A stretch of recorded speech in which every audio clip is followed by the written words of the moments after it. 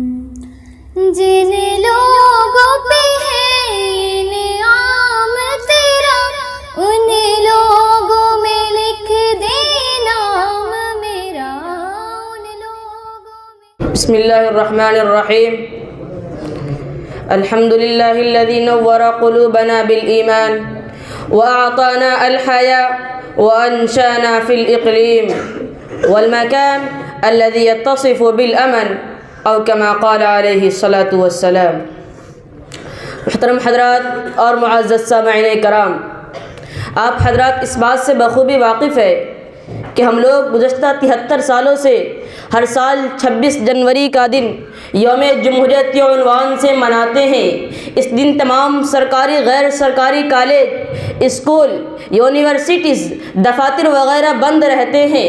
ملک بھر میں سرکاری غیر سرکاری عمارتوں پر قومی جھنڈا لہرانے کی رسم ادا کی جاتی ہے، قومی ترانہ پڑھا جاتا ہے، لوگ قومی جھنڈے کو سلامی دیتے ہیں، رنگا رنگ ثقافتی پروگرام پیش کیے جاتے ہیں، دھویں دھار تقریریں ہوتی ہے جن میں جمہوریت کے فوائد گنائے جاتے ہیں، اس کے تحفظ کے عزم کا اعادہ کیا جاتا ہے. لیڈروں کی زبانیں یہ کہتے نہیں تھکتی کہ ہمارا ملک دنیا کا سب سے بڑا جمہوری ملک ہے جہاں تمام مذاہب کے لوگ شیر و شکر ہو کر رہتے ہیں. اس میں شک نہیں کہ ہندوستان دنیا کا سب سے بڑا جمہوری ملک ہے. جمہوریت کا مطلب اگر الیکشن ہے تو واقعی اس ملک کا کوئی ثانی نہیں. اس ملک کے کروڑوں لوگ ووٹ کی طاقت سے لیس ہے اور وہ اپنی اس طاقت کے ذریعے کسی بھی سیاسی پارٹی کو فتح و شکست سے ہمکنار کر سکتے ہیں. لیکن الیکشن سے ہٹ کر دیکھیں تو اس ملک میں جمہوریت کا لفظ بے معنی سا نظر آنے لگا ہے. ہمارے بزرگوں نے آزادی سے جمہوریت تک کا مشکل بھرا سفر اس لیے کیا تھا کہ اس ملک میں امن و سکون ہوگا، کسی کے ساتھ تفریق نہیں برتی جائے گی، ہر شخص کو ترقی کے یکساں مواقع حاصل ہوں گے، مذہب کے نام پر قتل و غارت گری اور خونریزی نہیں ہوگی، کسان مزدور ہنرمند سب خوشحال ہوں گے، ہر بچے کو تعلیم کا حق حاصل ہوگا، عورتوں کو مردوں کے مساوی حقوق دیے جائیں گے، ان کے عزت و احترام اور تحفظ دیا جائے گا. دل پر ہاتھ رکھ کر بتائیے کہ ان میں سے کیا چیز ہمیں حاصل ہے؟ مساوات، ترقی، امن و سکون، خوشحالی، تعلیم، روزگار، عزت و احترام، تحفظ. 26 جنوری 1950 عیسوی کو دستور ساز اسمبلی نے 4 سال کی سخت محنت کے بعد ایک دستور مرتب کر کے منظور کیا اور اسے عظیم جمہوریہ ہند کا اساسی قرار دے کر اعلان کر دیا کہ اب اس ملک میں دستور چلے گا، ملک کے ہر شہری کو اس دستور کی پابندی کرنی ہوگی. اس کو سیکولر ڈیموکریسی قرار دیا کیونکہ یہاں ہر مذہب کے لوگ رہتے ہیں، ہندو، مسلم، سکھ، عیسائی. دستور سازوں نے اسے ایک غیر مذہبی اسٹیٹ قرار دیا. مقصد یہ تھا کہ یہاں کی حکومت پر کسی مذہب کا رنگ غالب نہ ہو. مذہب ہر فرد کا نجی معاملہ ہے اور اس معاملے میں اس کو مکمل آزادی حاصل ہو.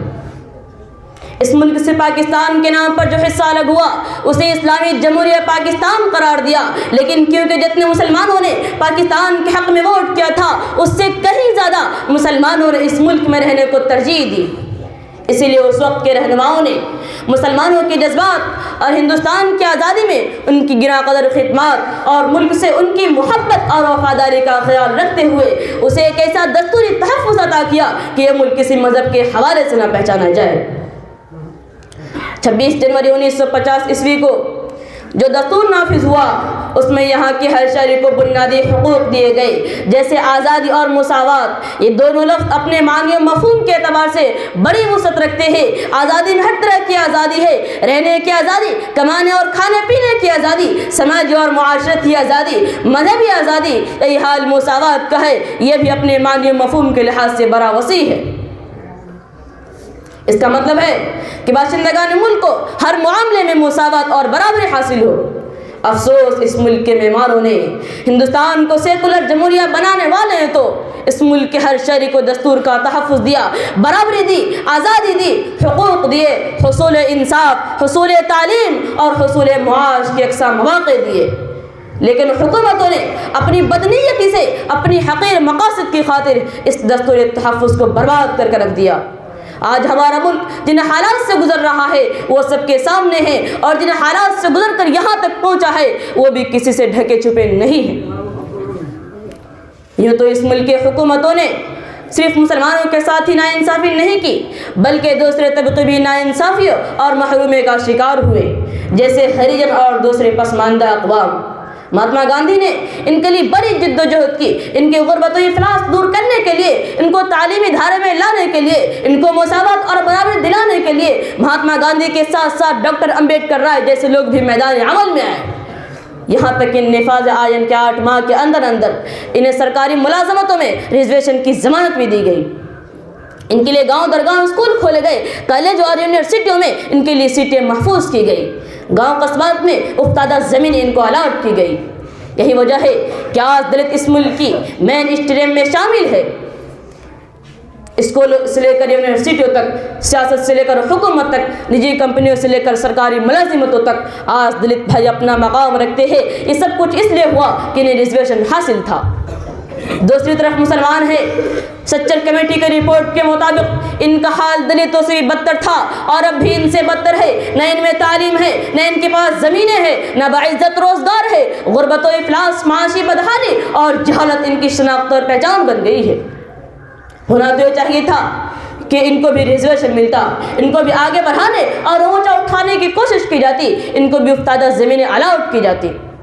اس کے برعکس سے ہوا کہ مسلمانوں میں جو لوگ زمینوں کی وجہ سے خوشحال تھے، زمیندارہ قانون لا کر ان کی زمین چھین لی گئی اور ان کو دے دی گئی جو ان کے زمین پر ملازم کی حیثیت سے کام کر رہے تھے۔